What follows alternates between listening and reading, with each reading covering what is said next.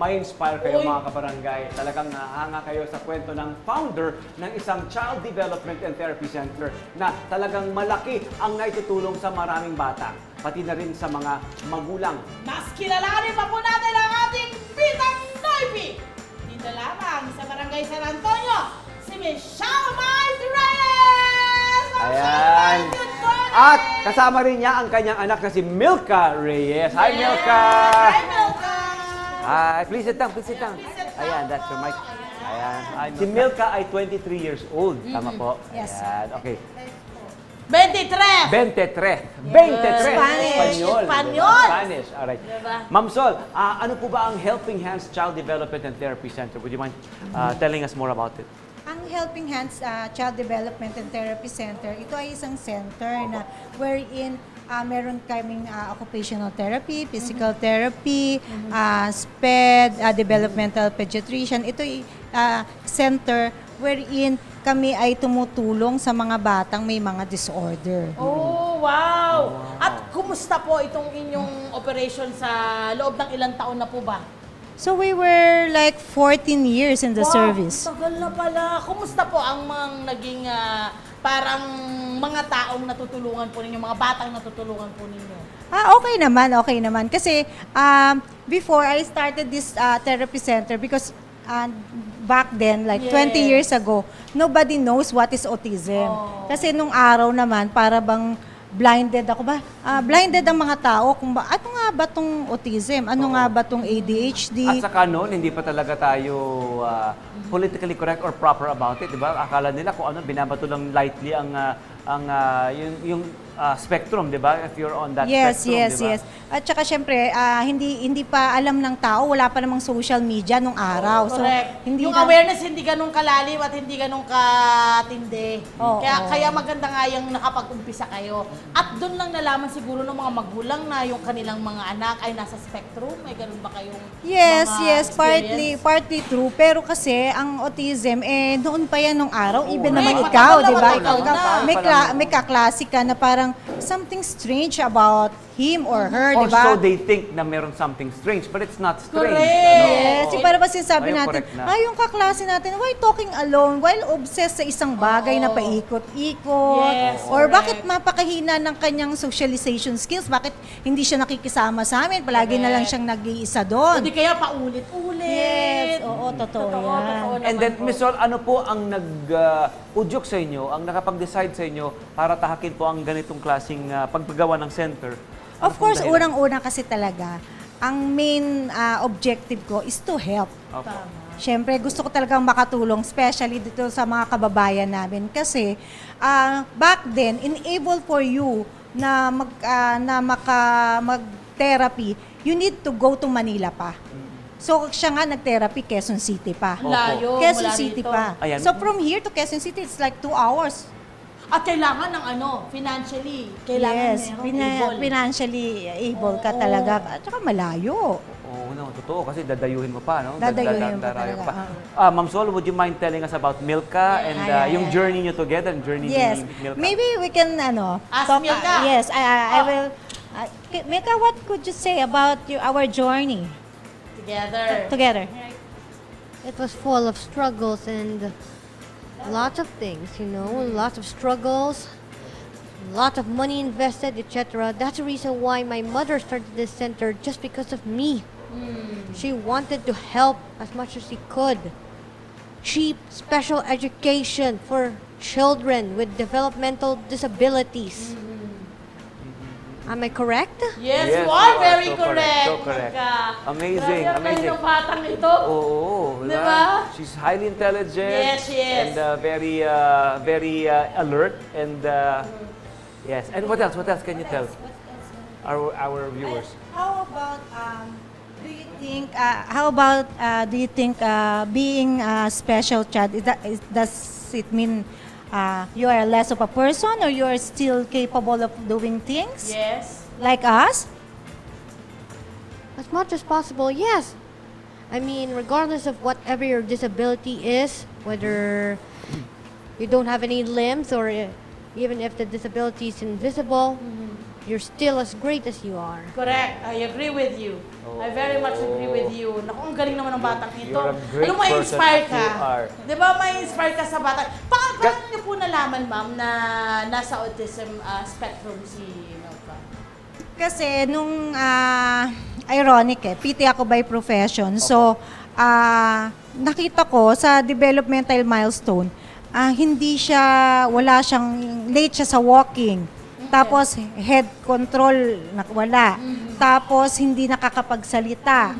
So, sabi ko, naku, hindi ko mapalakad yung sarili kong anak. Okay. Tapos, hindi siya nakikipag-communicate sa akin.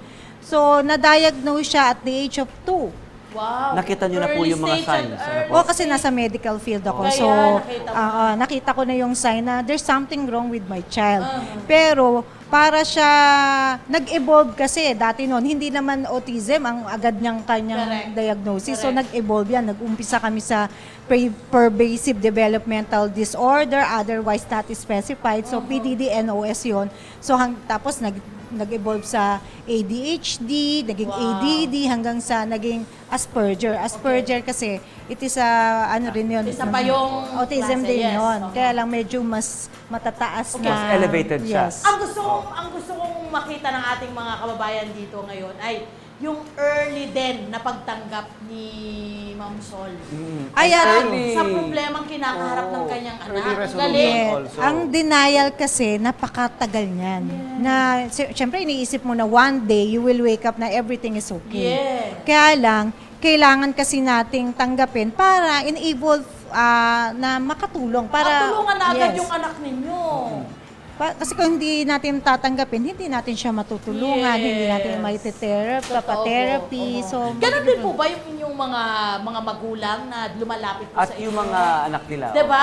Mayroon ba kayong sa umpisa parang nahihirapan kayong i-convince sila na your child has to go through all this therapy, mga ganun po? Yeah, partly. Kasi ngayon nga, dahil sa social media, parang medyo aware na yung mga parents good. natin. Tapos, syempre, meron ng mga artista, mga celebrity, even Hollywood stars, di ba? Yes. Meron na silang, so medyo educated na yung mga parents natin na minsan nga parang gusto nila may diagnosis na rin eh. Na parang, na talaga, educated na, alam na nila na, parang may problema ang anak ko. That's so So good. talagang nagsisik na talaga sila ng help talaga. Right now po dito sa center niyo po, ilan po ang ating mga students? So, right now we have 150. Wow. Kasi naman to, one-on-one. Opo. Mula po saan sila? Saan sila nangyayari? Hanggang Batangas may Batangas student meron kasi pa. kami. Opo. So talagang, ang Magandang last. advocacy yan ni Yes. Ma'am Sol, ano po. Uh-huh. Maganda po ang inyong advocacy kasi sa kagustuhan nyo rin siyempre makatulong. Yes, at, yes. At makapagbigay ng mas murang alternatibo. Yun pa, Di ba? yung murang alternative gusto nyo na daw po. affordable, reachable, di ba? Ang mga treatment din at mga diagnosis, testing, ano po. Yes, oo. Kasi kailangan talaga kasi para kailangan may routine mo sila, mas structured yung mga Correct. bata. So, I wanna know kung Yes. si Milka, is she part of the therapy center? Ano po yung kanyang role? Oh, What what's is your your role? role here, Milka? Isang secretary po dito. Uh-huh. Ni Doc, who's Doc? Doc is your... no, the Doc. secretary here. Oo. So what are you doing as well? What do you do? I also water the plants. I do lots of errands. Uh-huh. Ganyan.